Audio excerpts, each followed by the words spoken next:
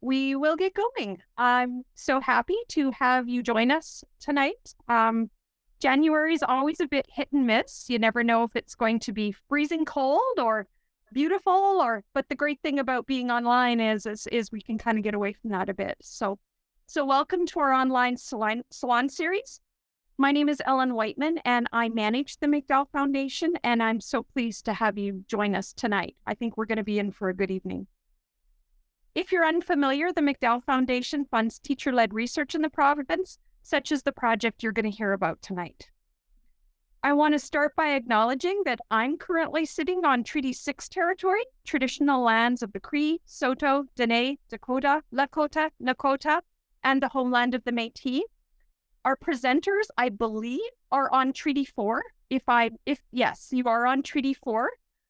So I'm glad that we're able to encompass the province and have you join us. It's important to me when I do a land acknowledgement to stop and reflect on the generosity of the Indigenous people who share this land with us. And whenever I think about reconciliation and that shared relationship, when I think about the McDowell Foundation, I think about how important research is in that work. That through education got us into this, and education will get us out. And teacher-led research is one of the ways that I know that's happening in the province. So I know we do have people joining us from other territories that I may not have mentioned. And I hope you also take a minute to consider your own relationship with the land and with the people with whom we work, who live, work, and play there. So thank you for joining us. I'd like now to introduce Peggy Welter. She's Vice President of Prairie Valley Teachers Association, and she's come to bring greetings and help congratulate our researchers. Hi, Katlyn and Kristen. So I've had the pleasure of being associated with these two for quite a while, actually. I was very excited when I got the invite because this is something that I'm very interested in as well. So as teachers, we know how hard COVID was, and anybody who works in a rural school knows how hard it is to keep a band program going at the best of times.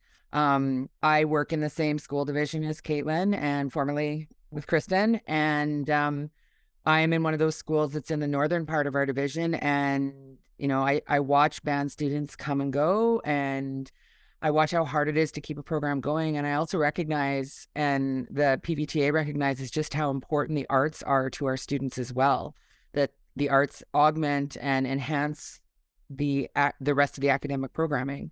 And so we just wanted to bring congratulations for all the hard work you've been doing, and your leaders in your area to be doing things like this. And we're really proud to be associated with you guys. So congratulations. And I can't wait to hear what you have to say. Thank you so much, Peggy. We also appreciate that you took the time to be here tonight and to join us in celebrating this work. So now I'd like to introduce our moderator for the evening, Ian Cripps. Ian, I believe, is well known in the band world and has kindly agreed to conduct this evening. And I promise that's my only banjo. Ian is also the Associate Executive Director of Educational Leadership of the Saskatchewan Teachers Federation. And we're very pleased to have him offer his support tonight. So take it away, Ian. Great. Thank you. Congratulations to the researchers. Really looking forward to the conversation and what you're going to share tonight. I think back to when the pandemic started, I had a concert booked for Sunday. We had a rehearsal on Thursday. We started to hear about this thing called COVID on Thursday-ish that week. And it was starting to become serious. And by Friday, people were starting to make phone calls. And by Saturday, we pulled the plug. And that was the last time we did anything for over 2 years. So I know how hard this was for my colleagues in the band world. So being very interested to see and engage in the conversation tonight about that. So welcome to everyone. I'm glad to have you here and taking some time out of your very busy schedules. It is a busy time of year. I'm reading off notes because there's a bunch of technical stuff I got to do here. First of all, I'll have our researchers introduce themselves and where they're currently working. And then after that, I'll give some instructions about how we will engage as we go through. So Katlyn and Kristen, away you go. let's start with Katlyn. Hi, everyone. I'm Katlyn Redding, and I am an itinerant band and choral teacher in Prairie Valley School Division. Hi, my name is Kristen Myers. My pronouns are she and her, and I am a curriculum coordinator for middle years and high school in the Good Spirit School Division. Like Peggy mentioned, I formerly worked in the Prairie Valley School Division with Katlyn and Peggy, and prior to that, I was a band teacher myself, and that's kind of my area of specialty. So I'm looking forward to the evening. Right. Thank you. Okay, so a few technical things. So to ask questions or make comments, there's a question and answer button at the bottom. If there's nothing there, just move your mouse down and it'll pop up. And then there's a feature at the top of the question and answer. You can vote on questions or comments, and if you vote, that pops them further up the list, so they'll get some attention first. Ellen is going to monitor that. You can also just raise your hand, and there's a button there that just says raise hand.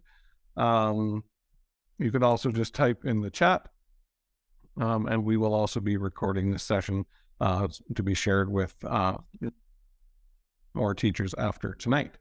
Jay Salakin is our technical support wizard in the background and a musician in his own right. So if you're having any challenges, just do a private message to Jay, and he will do his best to make sure things work for you. So I'm going to turn over the research presentation now to Kristen and Katlyn. I'm looking forward to what you're going to share. So off to you.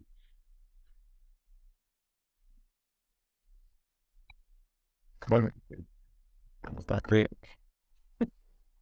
All right. Well, thank you very much for being here this evening. On behalf of Kristen and I, we would like to welcome you to the presentation of our research study entitled The Impact of COVID-19 on Band Teacher Practices in Saskatchewan.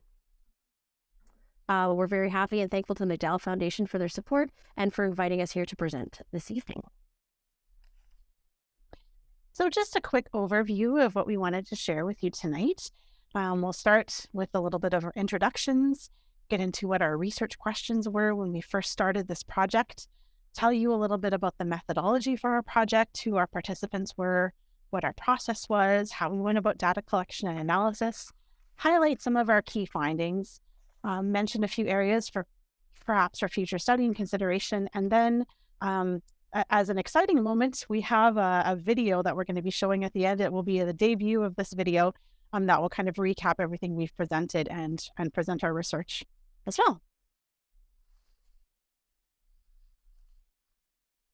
So my name is Kristen Myers, as I mentioned.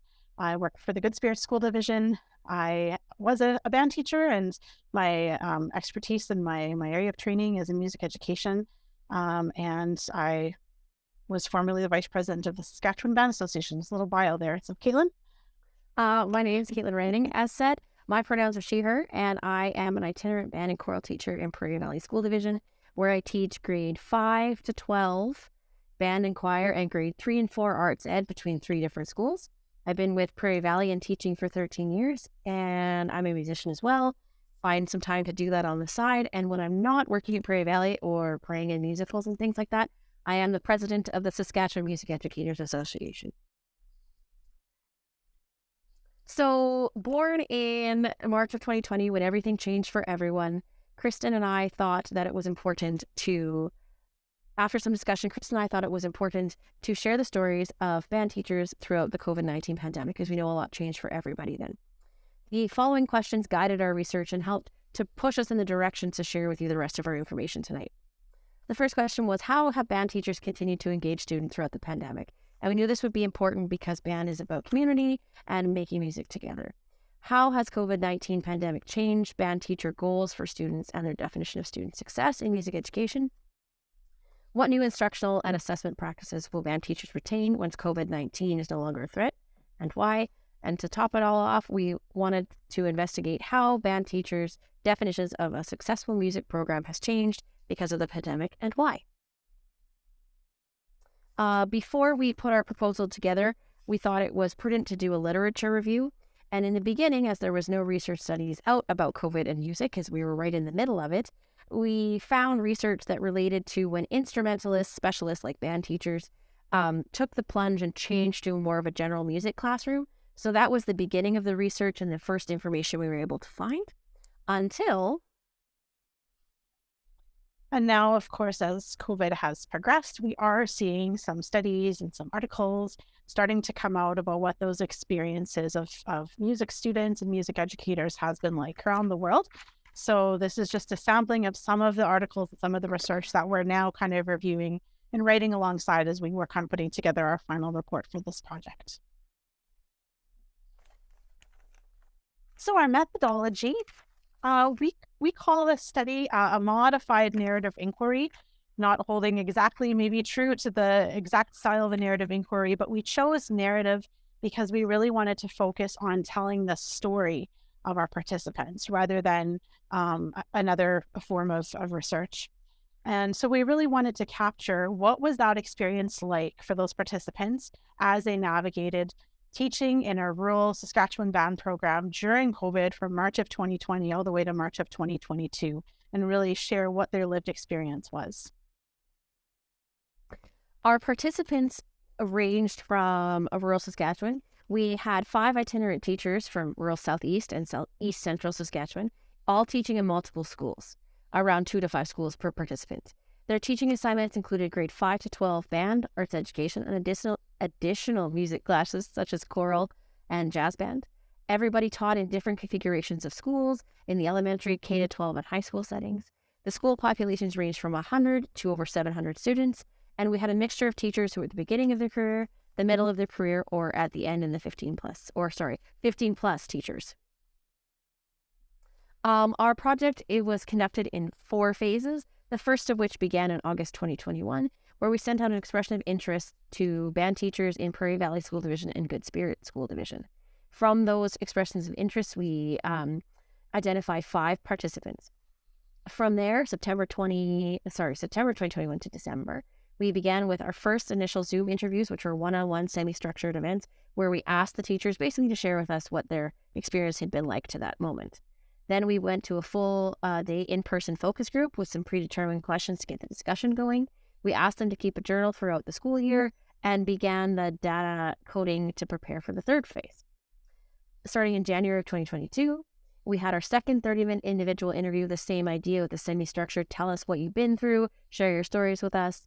Secondly, we had a full-day virtual focus group this time with another predetermined set of discussion questions, and all of those questions came from the information we were hearing from the first phase, and the reflective journals were submitted.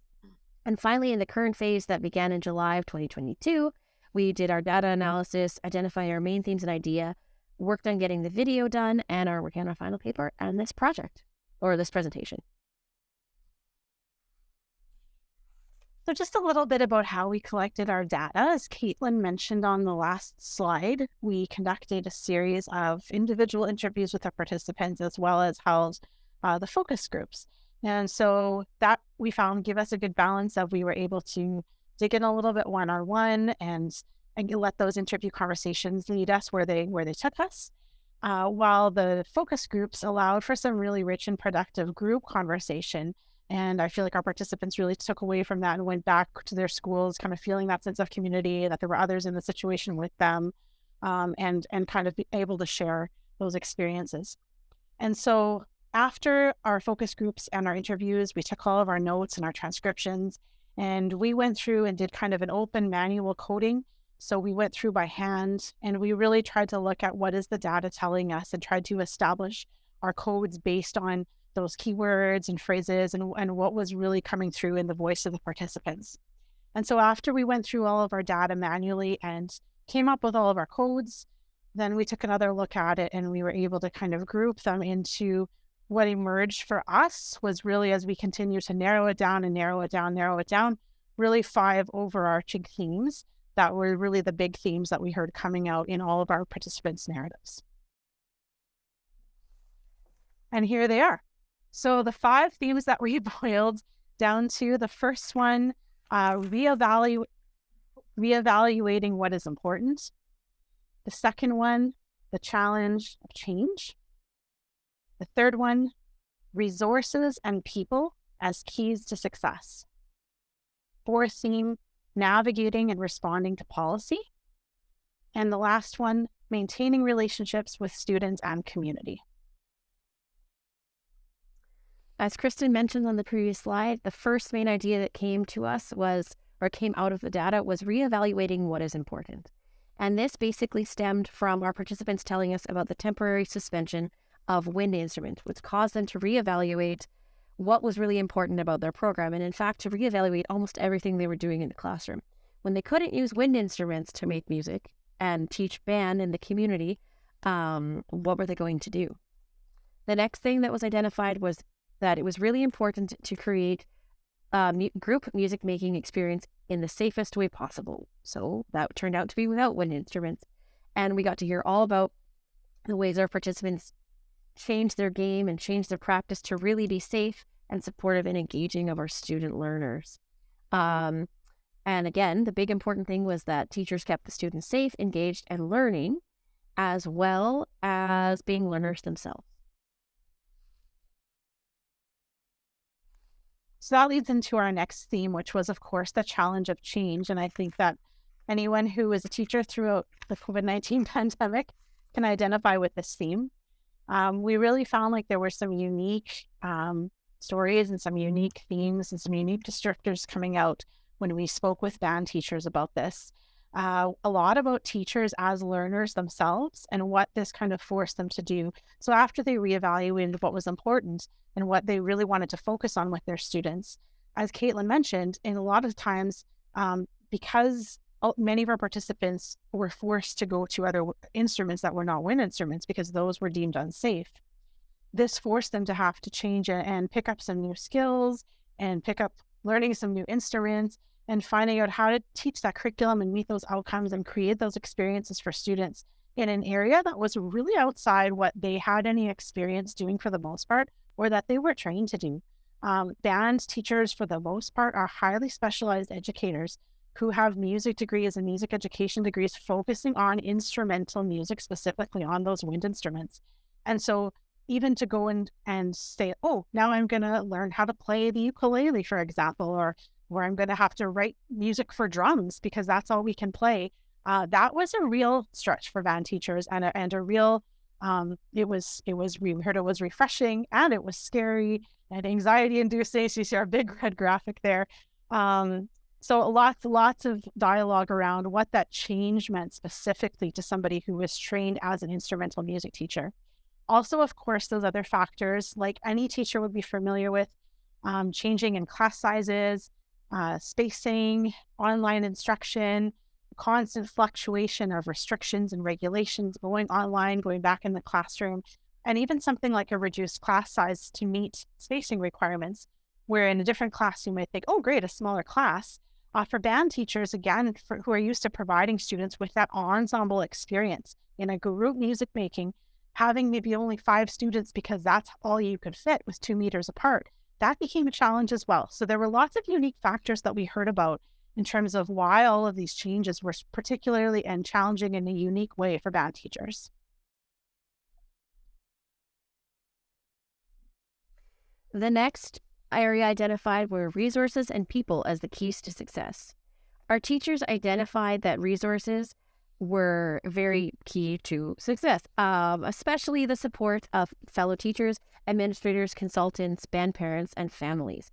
This was very important to help people keep going. You would bounce ideas off each other. Administrators were like, whatever you need, we'll get it for you. We'll push you forward. Band parents were just like you were saying, you've done a great job. Thanks for keeping our students engaged and working with us and making sure everyone was safe. Additionally, they mentioned the support of the wider music education community. Publishers, composers, online educators were publishing plethora of online resources, new music for small groups, rearranging things, giving out new free ideas, webinars, podcasts, anything to keep people from burning out and being engaged in what was going on. They also mentioned that new resources and technology were helpful, such as Zoom and BandLab and GarageBand, access to larger facilities so that they could adequately space, access to additional funding for things like new instruments were also very keys to the success of our teachers during that time. Our fourth theme had to do with navigating and responding to policy. And again, as we're all familiar, we all lived through the pandemic. policy was constantly changing. Guidelines were constantly changing. Sometimes conflicting messaging was coming out. We had an emergency response team at the provincial level. We had school division policy coming into play. We had scientists who were working with groups like the Saskatchewan Band Association, studying the safety of playing wind instruments. And so all this information was kind of changing by the minute, as we all know, and coming out. And in the case of band teachers, because the actual central activity and the subject that they teach became a safety concern, what we heard overwhelmingly from our participants is that they felt really left to interpret those changing guidelines all the time and answer to them and respond to them, and often with minimal guidance. And at a time when everybody had so much on their plate, and school-based administrators were contact tracing in their weekends, and classroom teachers were handling everything with parents and the same kind of thing, that as a band teacher and as a rural itinerant band teacher, when you're the only person who does your job in perhaps 5 surrounding schools in the area, that we really heard that they felt like they were kind of on their own to constantly be following these policy changes and figuring out, what does that mean for my classroom? Changes, of course, occurred frequently, sometimes weekly. We heard from a participant who said, yeah, I just got in the habit that every Monday morning, what does the guideline say? What does the provincial page say? And okay, what are we doing this week? So it was kind of always this game of trying to stay ahead, and what did that mean? Of course, I spoke about the challenges of managing multiple schools as an itinerant teacher, not only having to respond as the only person in your area, but also perhaps figure out how to implement that in 2, 3, 4, 5 schools where maybe each set of administration or each staff in each school has slightly different ways of interpreting it, or each community has slightly different requirements. Of course, we did have some communities that became real hotspots, or perhaps there was a health center with an outbreak, or a COVID testing center, that kind of thing. So being able to adjust to all the different communities that they travel to was a challenge, as well as the fear as an itinerant teacher of, what if I'm the person who brings this to another building? And what if I come from one of my schools, and now what if I send another set of students into quarantine, or another set of staff into quarantine, because I'm the common denominator? So there was a lot of anxiety around that as well. And of course, like all teachers, with these increased responsibilities of having to constantly respond to policy, there was a real hesitancy to plan ahead, because we heard, what if I plan for next week and we're back online? Or what if we have to put masks back on? Or what if the spacing increases from 2 meters to 3 meters? Or what if we now have to disinfect everything so we can't share mallets? So it was kind of a day-by-day thing with many changing factors. And our last theme was maintaining relationships with students and community. So as we heard from Ian earlier about band teachers and musicians, and kind of, Ian mentioned putting on a concert, and kind of those types of experiences, of course, are central to making music. And we know that band teachers do an excellent job of establishing and maintaining those connections with families and community.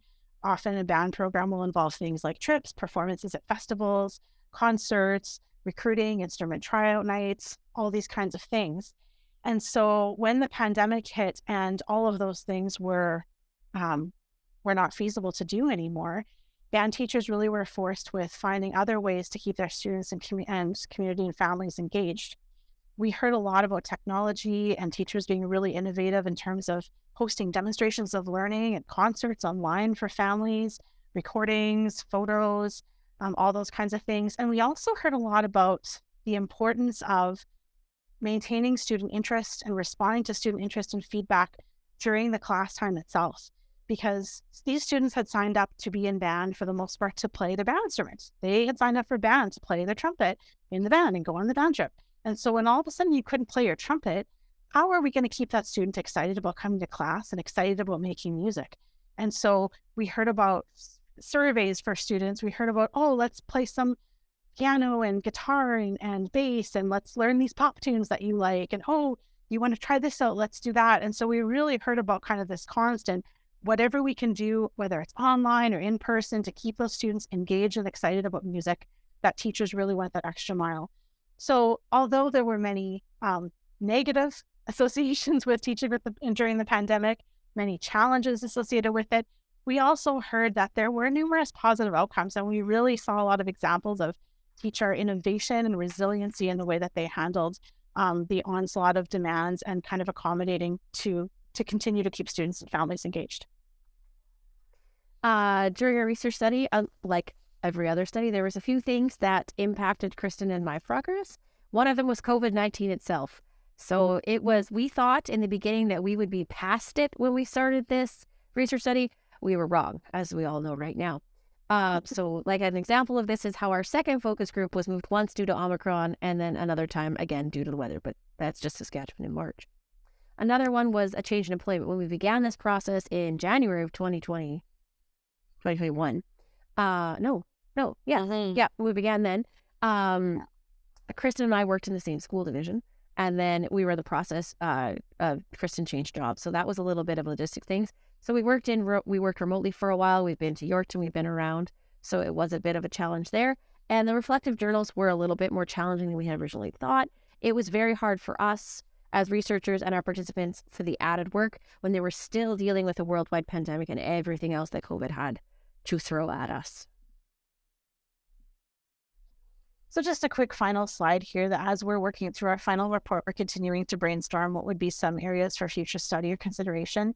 We think it would be interesting to do a follow-up study, maybe with these same participants in 3 to 5 years, and see kind of how did these programs recover and were there any long-term impacts on instruction. We talked about the need there's a real variance in post-secondary instrumental music education programs, teacher preparation, and how it was really beneficial, I think, for teachers who were able to have had some classroom experience, maybe in an internship, that when they were forced to shift gears, it was a little bit smoother than, oh no, I've only directed a band, and now what am I going to do? Again, we really wanted to remind everyone through this presentation and through our reports that support from administrators and central office is really key for some of these specialized programs, and that as we kind of look at these learning gaps and put a spotlight on areas like literacy and math, as we talked about earlier, that Peggy mentioned, the arts are a part of that whole child experience and engaging students and getting them excited to come to school, and that support really, really does make a difference. And of course, we'd like to see some scientific research continue around the actual safety of playing wind instruments and singing, because probably this is not going to be the only time that we run into high instances of respiratory illness. And so if the more that those policy decisions can be grounded in actual research as far as the safety of singing and playing wind instruments, the better. All right, we would love to debut the video that we have to summarize our presentation. So I'm stop sharing my screen and we'll throw it over to Jay, who can show you this video. If the entire world is doing this, how could you safely teach children to do this? That's the question band teachers had to answer when COVID-19 changed our world in 2020. We conducted a research study with a group of band teachers in rural Saskatchewan to find out what the answer looked like for them.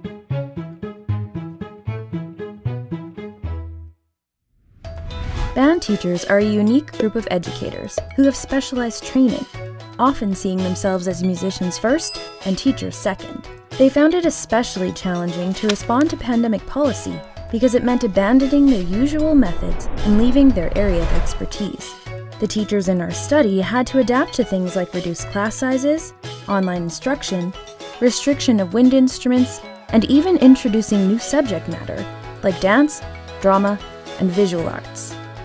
As government and school divisions delivered a constant flow of new regulations, our teachers were often left to interpret and implement them with minimal guidance. Changes occurred on a week-by-week basis, creating a drastic increase in responsibilities and a hesitancy to plan ahead. Most of our teachers had never experienced a workload of this magnitude. All of this created a lot of anxiety. Words like scary, stressful, and worried were used to describe the experience. Faced with such obstacles, it was necessary to completely reevaluate what's important in a band class. The essence of band is creating music in a group setting. So our teachers felt it was essential that students still got to have that experience. Many band teachers accomplished this by pivoting to non-traditional instruments, which allowed students to make music together safely. It was also important to keep kids engaged and excited about learning, so they made extra effort to stay connected with students. By responding to their interests, our teachers were able to deliver new instructional strategies that kept everyone engaged, learning, and safe. Keeping parents and the community involved was important too. Our teachers offered virtual concerts so that families could still enjoy their children's accomplishments. Access to new resources was a key factor in the success of our teachers and their students. Larger facilities allowed them to play in a group while social distancing. Additional funding provided new instrument sets and new technology for online instruction. These resources helped them provide a quality experience both online and in person. Our teachers attribute their success in part to the support they received from their leaders, colleagues, students, and families, all of whom championed their flexibility and commitment to teaching during such tumultuous times. Educating children during a worldwide pandemic wasn't easy for anyone. As we look back, one thing is clear. Our teachers showed exceptional commitment to their students through the pandemic. Although it was stressful, most of our teachers expressed positive outcomes to their pandemic teaching experience.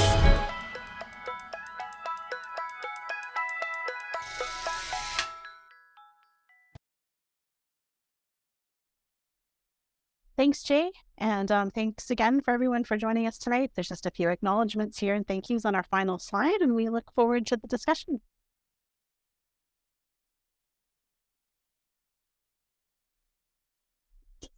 All right. Well, thank you to Kristen and Katlyn for sharing the findings from your study and for that great video. It's a really good summary, really engaging of a lot of topics.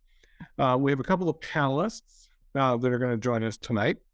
And so I'd invite David and Matt to introduce themselves and tell us a little bit about where you are and what it is that you do. I can go first, I suppose. Whoever clicks faster. My name is David Popoff. My pronouns are he and him. I've been a music educator for 20 years. I have a bachelor's degree in music education from the University of Regina.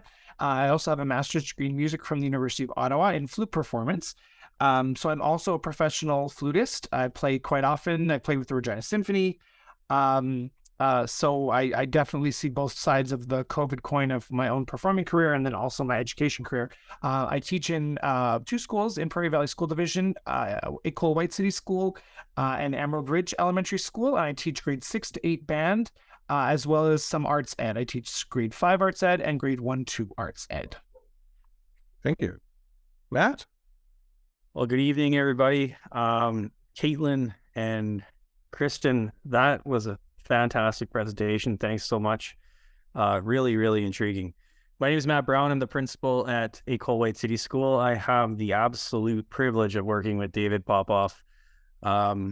Truly an exceptional human being and band teacher. And I mean, I worked alongside him through COVID, but he did such a wonderful job. Being quite independent as well. So I am a musician, but I'm the guy who learned to play guitar, in his basement.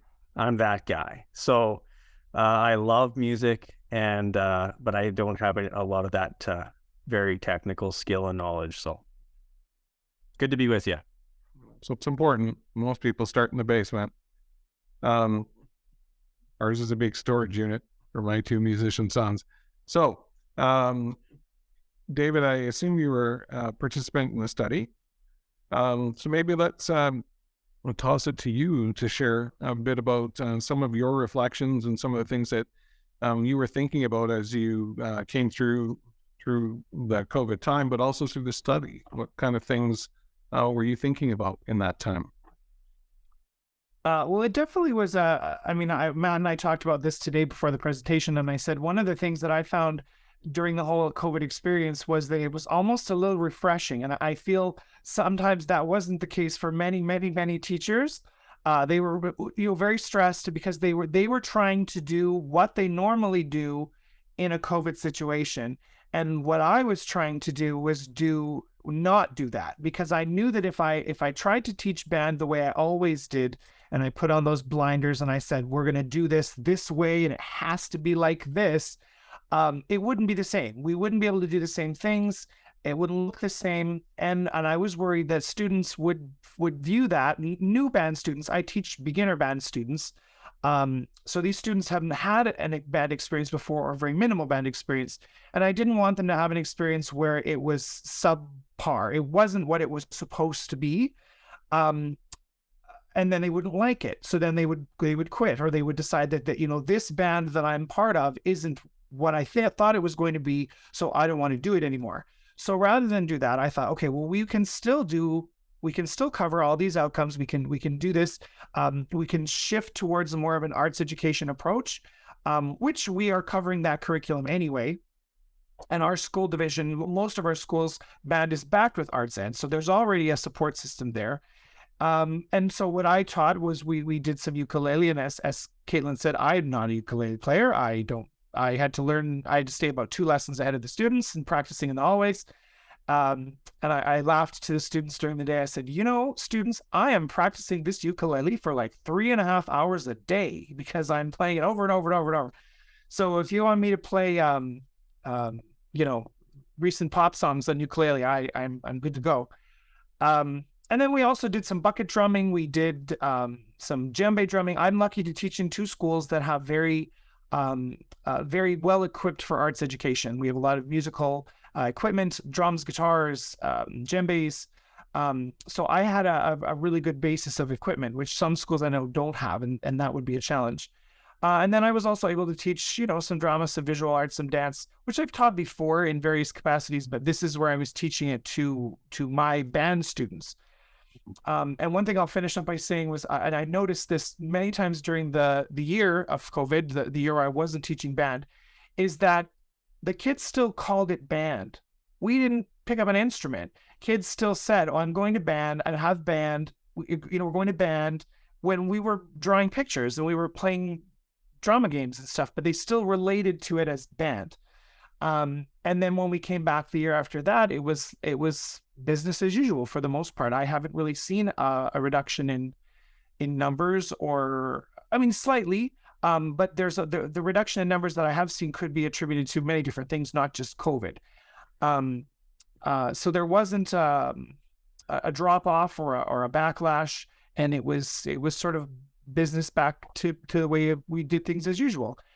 Once the year was over. So, and the study itself was nice because we were able to talk to one another and compare notes, what we were doing, which many of you know as band teachers, we don't get to do that very often.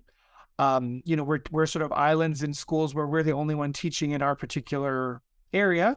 We're lucky if we have another arts ed teacher to bounce ideas off of, but band teacher wise, you're in a few schools and you're the only one doing what you're doing. I always will take advantage of any situation where I can network with a colleague in band, be it a study or a conference or whatever it is. I'm there because we can be very off on our own, not knowing what's going on. So that's me. Great, thank you. I'm going to toss it over to Matt as well. And so, as you were supporting your staff through COVID-19, and particularly David and your arts ed folks, what kinds of things are important for you, and what were you paying attention to or trying to ensure was available for David and his students? Well, a thing of real importance is, band, when you think about it, or music, it's inherently, it's a performance task in the sense that it's authentic learning. Like, students apply the skill and the knowledge and the experience, and then they come up with something collectively, a product, which of course is the music, which is amazing. And that's something that's really special about band. And we don't see that in all curricular areas necessarily. So we have to remember that. And David didn't, I think, and I don't even know if he did this subconsciously, but he didn't abandon that principle. And so kids were, students were kind of doing the same thing in different ways. And it was really authentic when I'd walk into the room, and unifying, actually. I'd walk into the room and see a bunch of kids playing ukulele to, like David said, a pop song or whatever. And but they were taking all those pieces, putting them together and doing something with it. And I think that, you know, in life, I think that's important, is to pick out what is critical to this. And if you take it away, you lose the essence. You lose the essence of band if you take away that performance task, right? So that was a big thing. And I guess the other thing I can mention, and there's lots and lots I can say, but I don't want to say too much in case you have other good questions, and I bet you do. But the balance, and I heard this in Kristen and Katlyn's presentation, but the balance between rigidity and adaptability. I mean, those two things did this in COVID in a lot of ways, but band was a big one because we had all these restrictions, but the restrictions were always changing. And the restrictions were rigid, but the adaptability that they required was monumental. And so those two things, it was quite an orchestra, if you will. There you go. There's it. I can never resist a bit of a dad pun. But anyways, so when you put those two things together, because they're such, typically, they're in contrast with each other, it was really neat to observe. But so as an administrator, I think I remember the first day. It was actually, I started at that school during COVID, like at the beginning of our schooling with COVID. And I walked into a room and David was kind of looking at a schedule and I just said, "So how's it going?" And then the way he responded with such calm confidence, I thought, this guy's going to be fine.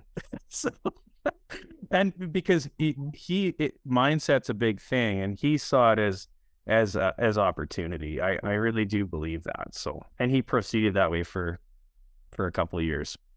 So, as many people have. Yeah, thank you for that. I really appreciate that insight about sort of that rigidity requiring that creativity and that spontaneity. And also really, music is one of those subjects where the performance task is really the central piece, and that's not quite the same in every other subject, right? And lots of students went online and did their work and handed it in, remotely or on emailed it in, and that was that. And as musicians and music teachers, we feel compelled to have those demonstrations of learning on a regular basis to celebrate what it is that we're doing, and of course, it is the art form. I was intrigued by the comment here, and that, full disclosure, and I am a band teacher and a choir teacher, but I'm also an English language arts teacher. And some of what Katlyn and Kristen described were things I learned when I stepped out of the band room to teach in another subject as well. And one of the best decisions I ever made. So what did your participants come to realize, and I'll open this up to the people listening as well. What did folks come to realize about your teaching pedagogy when you were teaching outside of your specialization? It could have been outside of your specialization in terms of just, doing band or choir, like your instrument, or even into a different subject. So what were people starting to realize about their pedagogy, that, the way we teach? I'll just open the floor to that one.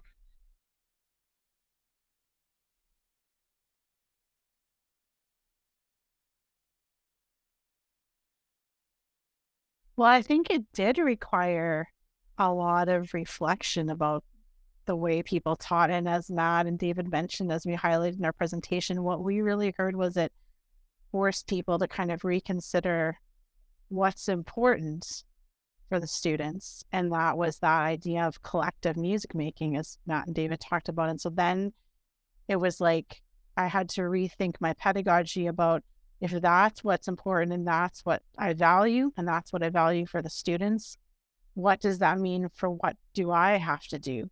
And so I think that was a big one. And then I also think moving online back and forth, and as much as online was a challenge for everyone, I think, as you mentioned, with it being a performance-based subject, that had some unique challenges as well. Like, you can't just make music collectively over Zoom. Really, I mean, you can try with a lot of editing, but it's not.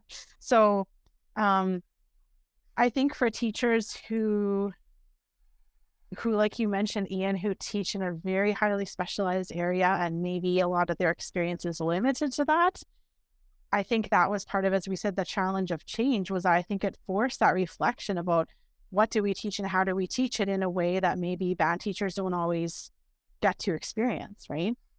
I was going to say that a lot of our participants mentioned in the beginning that they spent their year planning and teaching towards the test, which would have been Optimus Festival, local music festival, whatever concert it was. And they mentioned that pre-pandemic, everything they did circled around, are we going to perform this piece? Can we play this piece well? What can we do? So then that leads into the piece that Kristen said about like looking at, okay, if band is a performance activity, when you boil down performance activity, what is it?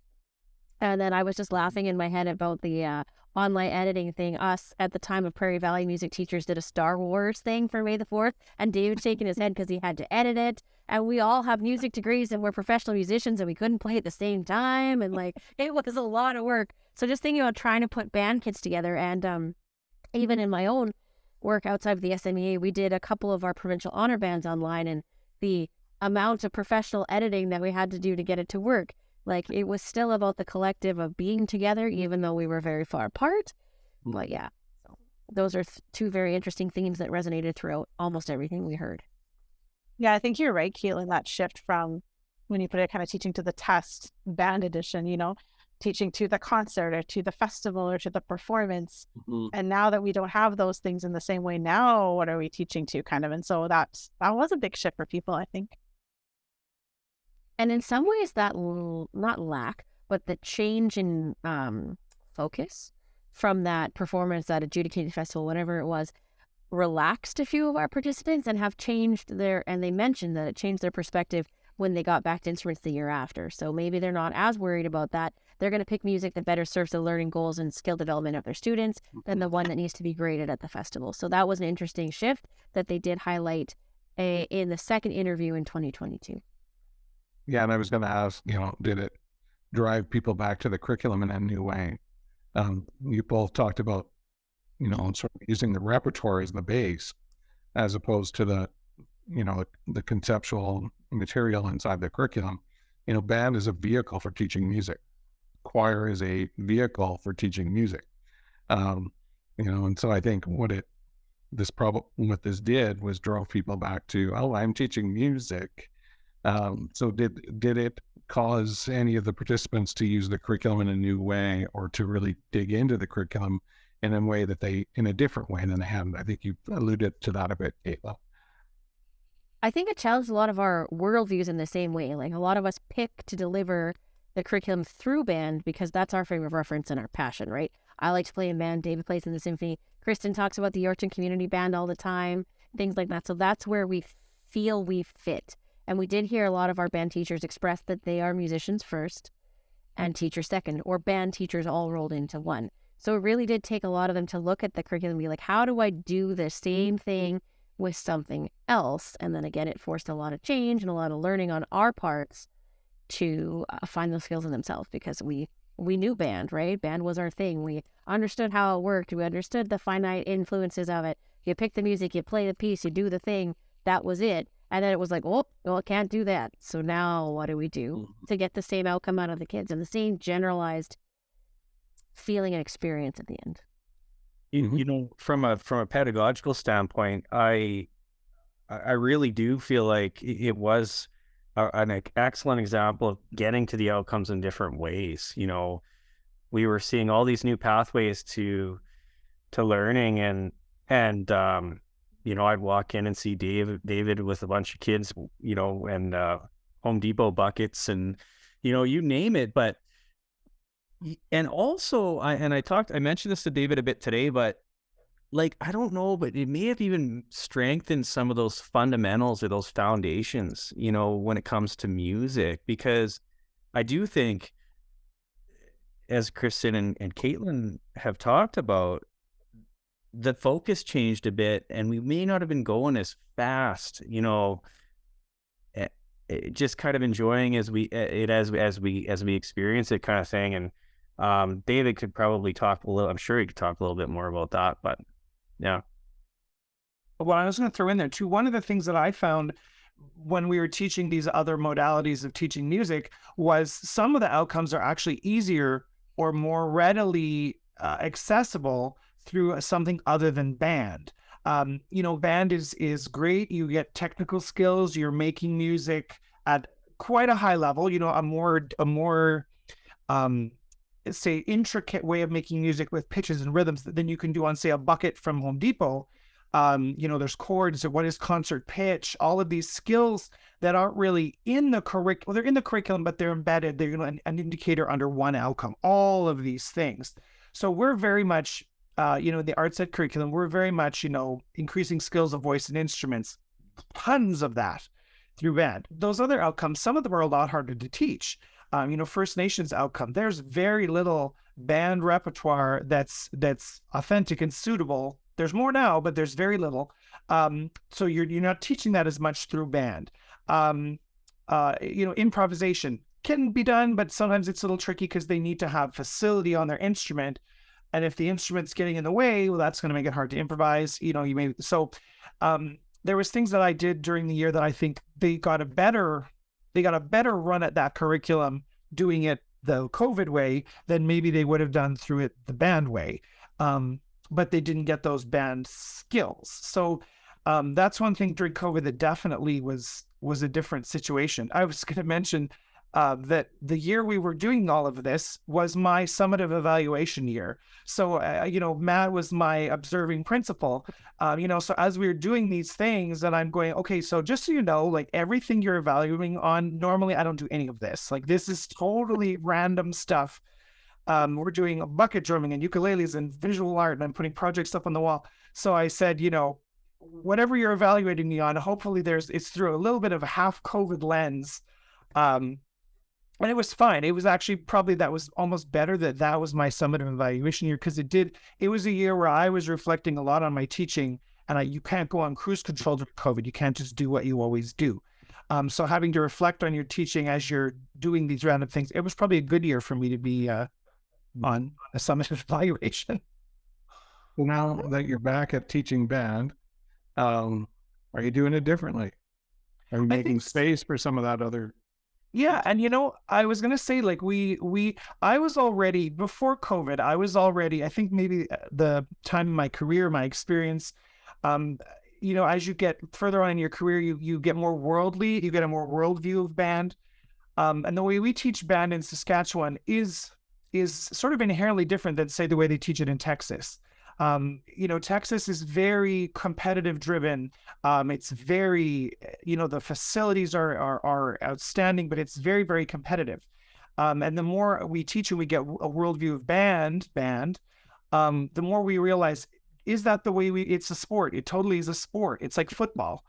And here it's not. And I went to a conference in Chicago years ago, again, pre-COVID, and watched some of these presentations from these southern states. And you could tell who the Canadians in the room were, because we were sitting off to the side going, I would be fired. I can't do any of this. Like, this is totally not with the way we would view things. So I was already changing my view of, like, why are we performing these things? Why am I going to the Optimist Festival? What am I getting out of it? What are the students getting?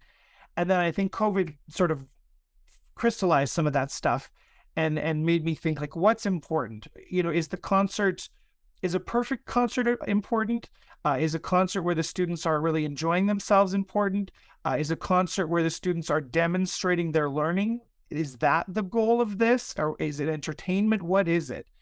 So I think that really changed my thought process a lot. And I think I'm definitely to the point now, and COVID solidified it, where to me a concert is it's a celebration of their learning. That's what we're doing. And when I'm explaining to the audience what we're doing, I'm not just saying, this is a piece about a train, enjoy the train. This is a piece where we're learning about chromatic patterns, and it sounds like a train, and there's dynamic changes as the train comes here and there, so that the audience knows what to listen for. And also the students know when they're performing it, okay, we're going to do these things so that the audience gets this aspect of what we're doing. And if I have to choose some easier repertoire that's not at a B200 level because we're in grade 8, we have to play this list of pieces, fine. You know, if we're getting the gist across and we're showing what we're learning and we're enjoying ourselves, great. If we don't meet the mysterious standard that someone has dictated for me to have, I don't care. I just want to be adding couple of other points from a different perspective, just to kind of add on to what Matt and Katlyn and David have been saying. So the first thing I just want to highlight is, although certainly there were some really interesting things to come out of this, and we've heard about how, you know, David was so creative in his classroom and made it work. I just want to reiterate that that wasn't maybe everybody's experience, and not to be, you know, like Matt mentioned mindset earlier, but not to be overly rosy here, but there were some people, you know, Ian, for that's, you know, if this is their area that they're trained in, this is what they do, this is what they've always done, this is what they like, this is what's successful with their kids. This was a real source of, there's a lot of apprehension and anxiety, and I would maybe even go so far as to say some resentment that now we have to change, and I don't want to do any of this if I can't do what I've always done. So I think not everybody's experience was exactly like David's. So I think it's just important to balance the conversation there too, that it was a real challenge for some people too. And the second thing I wanted to highlight is, it was interesting when I heard all of you talking about teaching the curriculum and addressing the outcomes and meeting them in different ways, because as somebody who supported 39 schools in Prairie Valley and 27 here in Good Spirit over the last 2 years, that was a conversation I had many times with administrators and superintendents, you know, because there were times during the pandemic where there was a question of, are we even going to continue with band, or should we just not have band this year? Or how are we going to have band? And my parallel that I started saying was, you know, if all of a sudden textbooks were banned, would you stop teaching English language arts? No, you would use podcasts and blogs and novels and all kinds of other things. And so just because specifically playing the trumpet can't happen, does that mean we can't meet the music outcomes in another way? And people will go, oh, yeah, I guess so. And I actually went through the high school curriculum with a pretty fine-tooth comb, and like there are a couple of outcomes that, you know, are specific to, but most of it you could meet another way. Now, that's not the intent of it, but Ian, as you said, band is a vehicle for teaching music. And so I found at the administration level that was kind of a message that I had to reiterate. Well, that's a really good point. Any questions from our guests, who've all been very good at listening? Well, here's one from Nick Fanner. Further to Kristen's remarks, would it be fair to say that teacher resiliency is closely tied to their ability to embrace adaptability and flexibility? You know, I can talk a little bit about that from an administrative perspective. I think that I do think that adaptability and flexibility are attainable, you know, for everyone. But I think we also like some people, I certainly know that, like, let me put it this way, all our employees have different strengths, right? And based on your strengths, COVID, just like Kristen said, it could have been a very different experience. However, those people, like, they're, you know, in different scenarios and settings, they're applying their strengths and doing very well.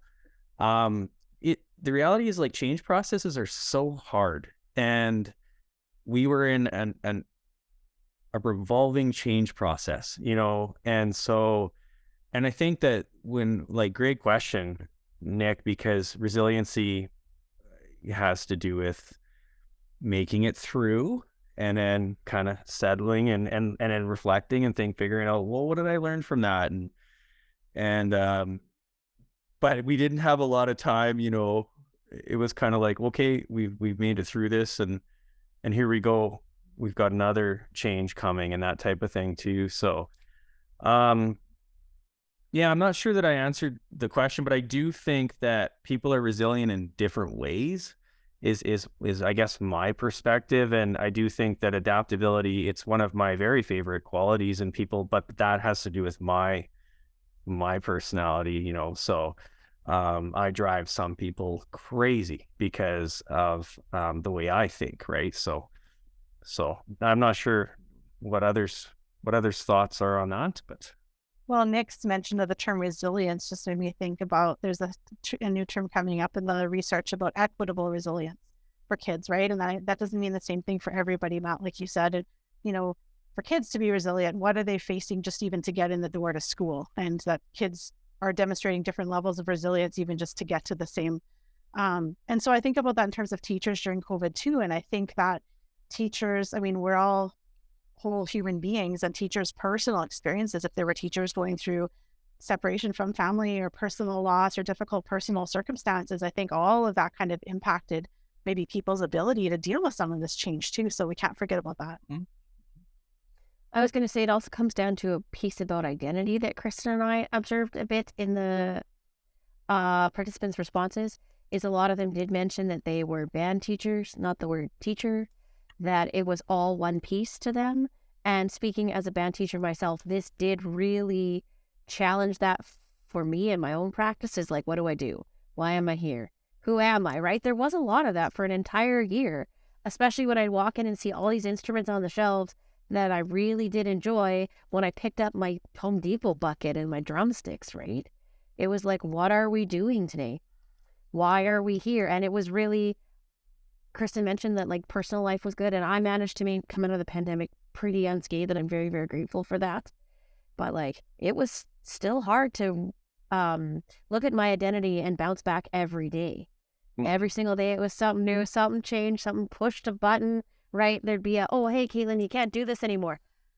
Cool. That's cool. That's good. All right. So we'll put those down. Can you actually make sure you wipe down the Home Depot buckets? Sounds good. It was just bumpy. And equitable resilience is a really interesting term that is new. And I'm really interested to see where that comes, especially in relation to this.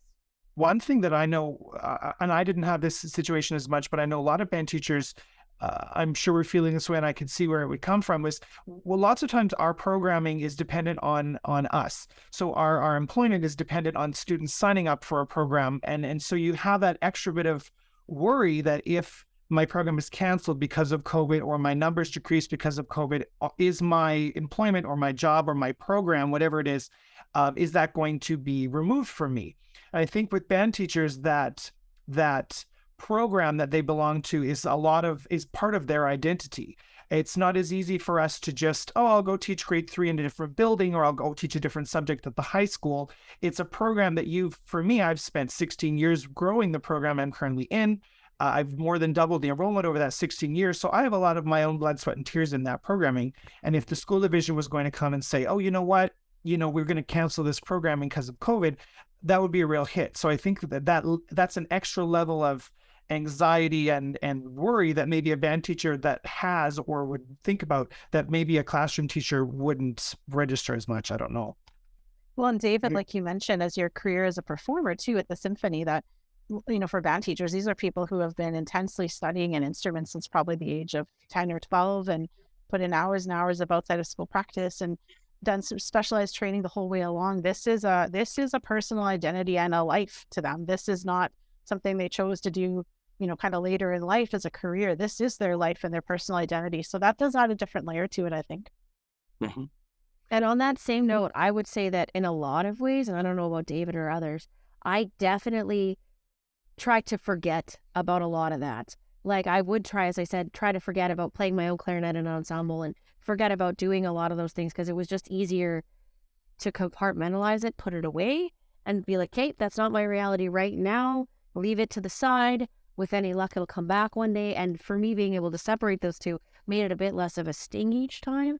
And like the first terrible note my kids played in September 2021, I was like, that was beautiful. And then afterwards, I was like, I might cry a little bit. That was so bad, but I'm so glad it's back, right? Or the first time I sat down in a pit band afterwards, Dave and I are playing Legally Blonde together, and it's going real great. And I was like, this is pretty darn cool. I forgot on purpose how important that was to me. And now that it's here, I'd hate to go through that again.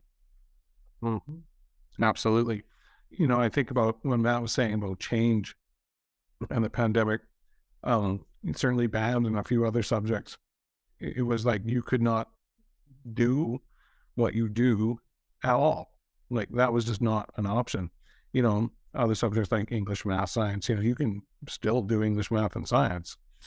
because people can read and do all that stuff online.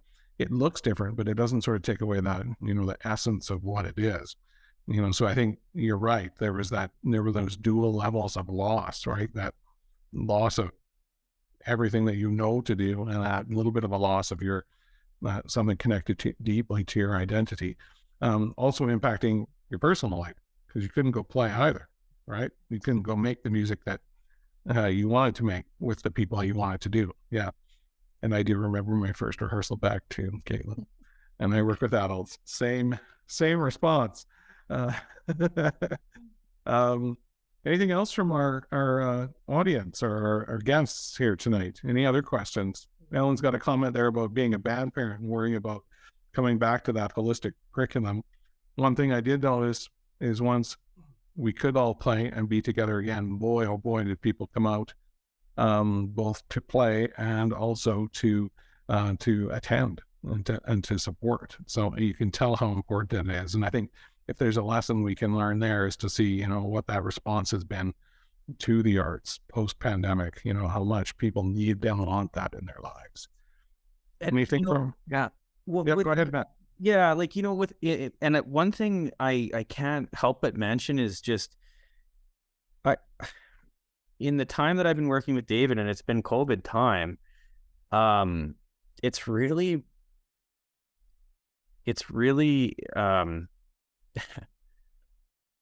brought the importance, to me about when people really, really, really know their craft, the number one, how rich the teaching is. And when they are passionate, how engaged the kids are. Like those two pieces of the recipe, and they don't exist in, in a lot of these other areas of education. It's really it's powerful stuff. And I also believe that our band teachers, because it was part of their identity and because they're so passionate and because they're musicians, whether they were kind of on David's track where he was, not as I don't think maybe not as anxious as some, and in the ones that were, I think they all hopefully got to a similar place because of that passion and that identity. So I think that's really important. And when something really, really matters to us, talk about resilience, we kind of find a way, and no matter how we're feeling, right? So, but because I worked in other schools and other school divisions, and when David, even when he was teaching other parts of arts ed, his passion and his knowledge, it was just so evident. And we would talk about that. So. Very true. Can I just add something? For sure. I think one of the things that we found from a teacher association point of view, it's exactly that worry and that fear. Lots of messages from band teachers going, what if this is it? Right? I can't do what I was doing. And we all know that one of the first things that gets cut budgetarily is the arts. Nobody thinks about cutting other stuff or reducing other stuff. It's the arts that goes first, which is a shame for students, because it really does round out their education. And we heard a lot from teachers about how worried they were about, like David said, well, if the band program goes, what does that mean for my job? And for some band teachers, not feeling like they can move into another subject area, right? Which is understandable. If somebody suddenly told me I had to teach science, it'd be like, oh, hold up. Not going to happen, right? That's not what I trained for. It's not what I'm good at. And so I think that what you guys found, and what band teachers did in expanding and being flexible and resilient and jumping in and looking for creative ways to still make that program happen, I honestly believe that plays into saving the program, particularly in rural schools, because otherwise it would have been so easy to just shut it down and go, well, you're not meeting the outcomes anyway, and you're not really doing band. So, but because of the change and because of the shift that band teachers were willing to do, I really do think that that's a good part of what saved the program, and hopefully will continue to save the program. Yeah, thank you. Sometimes we need that opportunity to, sort of look at a future without something and to rekindle our value for it. And so while this has not been fun, certainly it has increased, our appreciation for that important part of a balanced, holistic curriculum, which I advocate for all the time.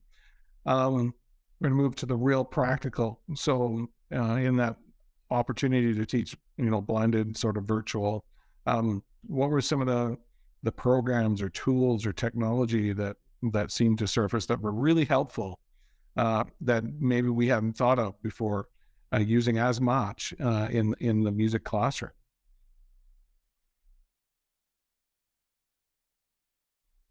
A lot of the things I found that were really helpful, the fact that we now have more online type resources, I think is always a good thing. It can help. I found a lot of things that I think were developed for COVID or during COVID that even a general music teacher would be able to use more easily and more readily in a classroom. Because if it works digitally online through a Zoom room, hopefully whatever resource that is will work even better if there's a teacher in the room and students in the room to use it. So I've found there's been a lot of YouTube videos I've been using, very interactive type things like that. Ukulele resources went through the roof, very easy to use, lots of stuff that kids would really like, very accessible to teachers, also through the roof. I taught a whole year of private lessons, flute lessons on Zoom, because I teach at the conservatory in town here. And I can say, it was not the most productive year. We got through it. But you can't see things, you can't interact. And as much as they try to make that technology work, music is an ensemble. Those of you who have never played in an ensemble, it digitally, technologically cannot work. If we all had a clarinet in our hands right now, we cannot play as an ensemble on the internet.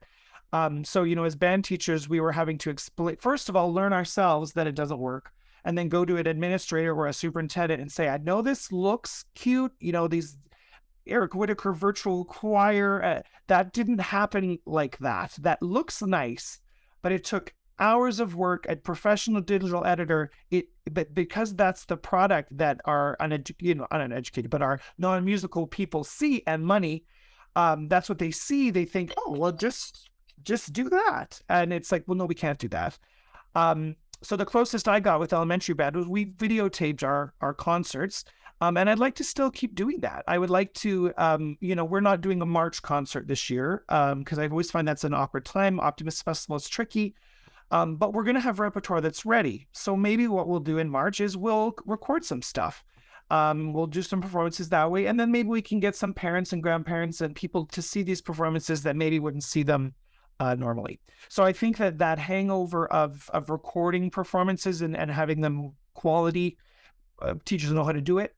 I hope that will stay. Live streaming, things like that. I hope that will stick around, because it gives students an opportunity to see stuff they wouldn't normally see. The Saskatoon Symphony, as the Saskatchewan example, has been recording all their concerts, and they're going to continue doing that, I believe. And they're available to schools on demand whenever you want. And I'm hoping that will continue. So I think the technological side will help us out as we go forward too.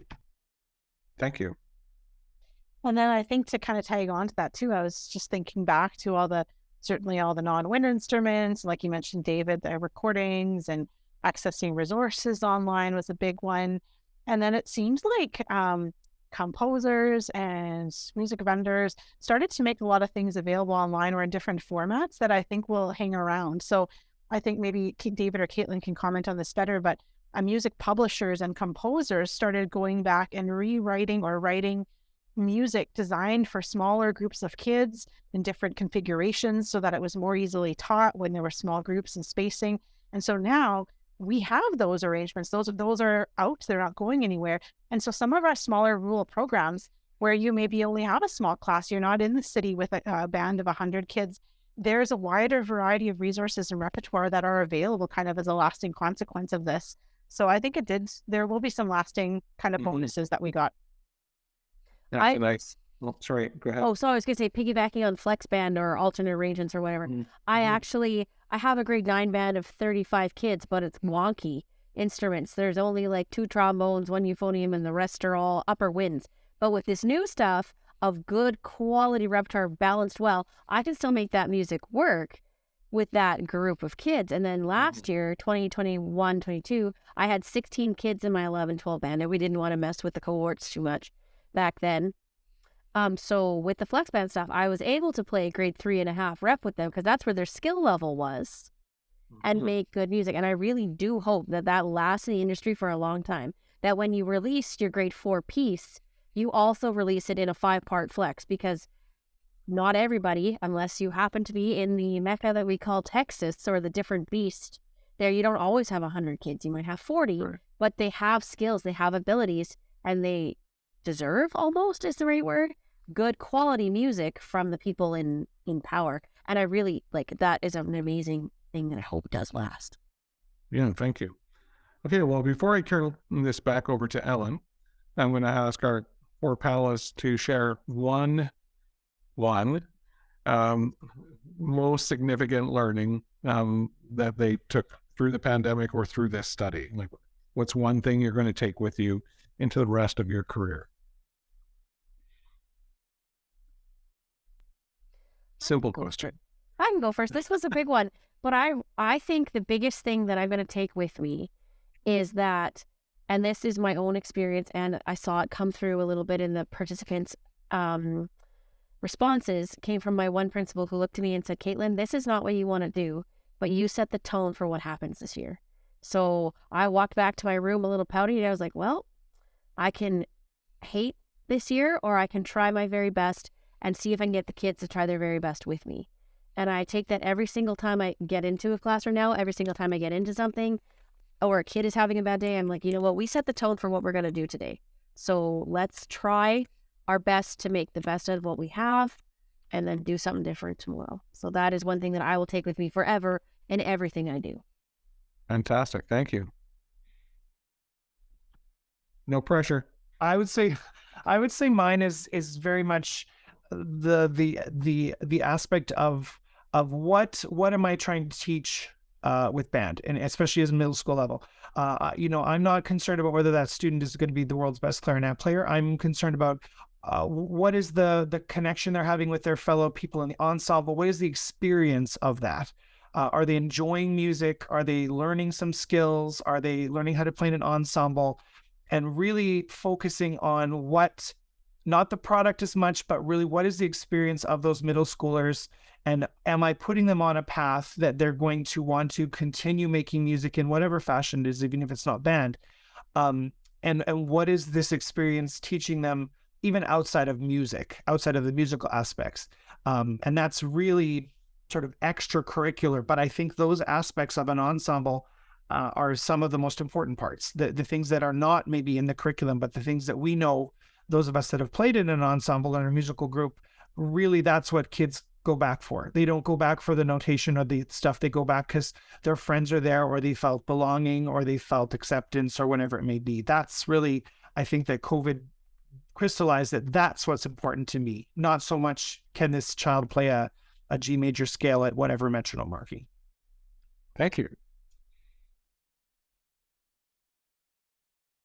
Yeah, I think I would echo what David had to say, that idea of kind of getting back to what's important and why do we teach music, and why do we use band as a vehicle to teach music in public schools, public for everyone. We're not only preparing kind of our 2 or 3, elite students who kind of really have this as a focus area and are going to go on to become professional musicians. This is about going back to those broad areas of learning at the front matter of our curriculum. This is about preparing students to be lifelong learners and appreciate music and engage in lifelong music making, and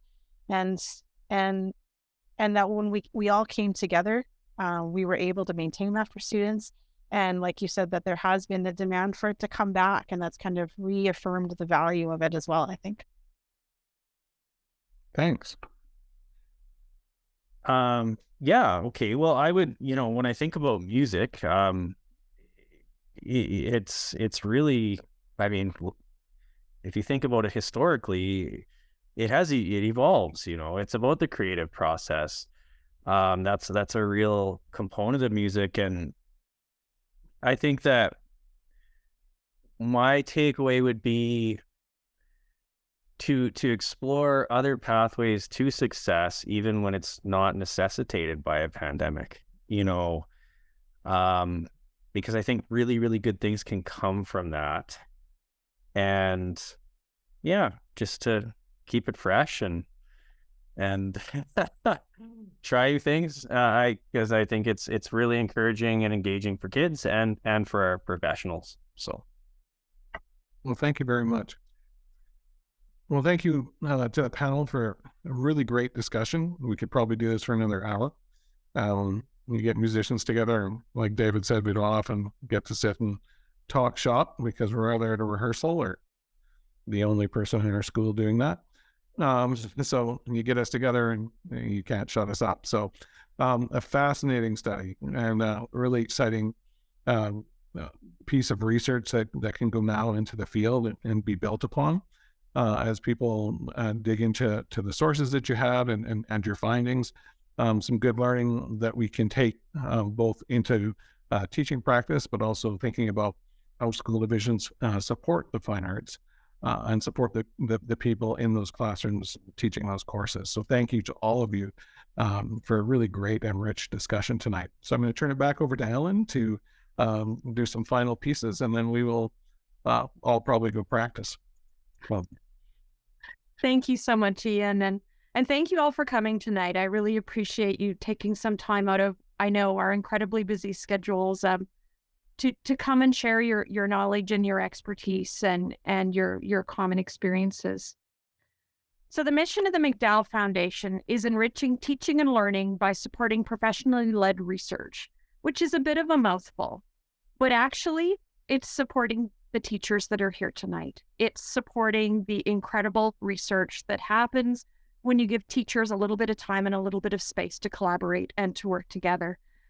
And it gives you an opportunity to ask questions about yourself, your school, your teaching, and your profession. And that's why we're here. That's why the foundation exists. And I personally absolutely love getting to sit back and listen to these conversations and thinking, wow, a little bit of money and a little bit of support, and this is what we get. I mean, what value is here? So we're really pleased to provide this space for these conversations, but we hope the conversations continue in your classrooms, in your staff rooms, in your band rooms, and most importantly, in those spaces, as Ian was just referring to, where decisions get made about what gets taught.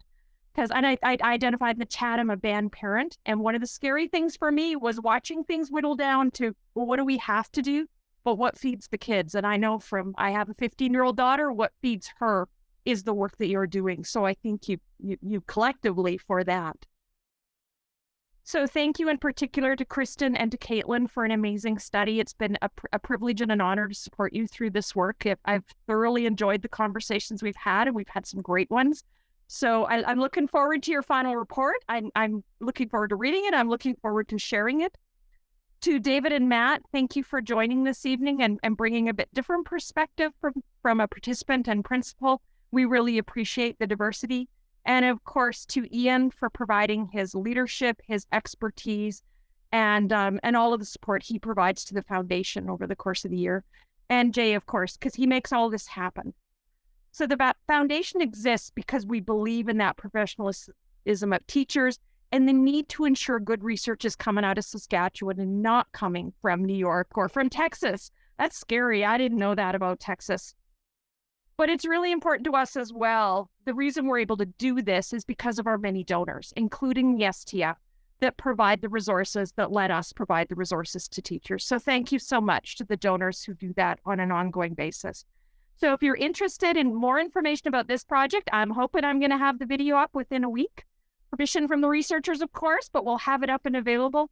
Please go to the McDowell website, which I'll throw into the chat, but I think you're familiar with, and learn more about the exciting projects we have coming. Thank you all and have a wonderful evening.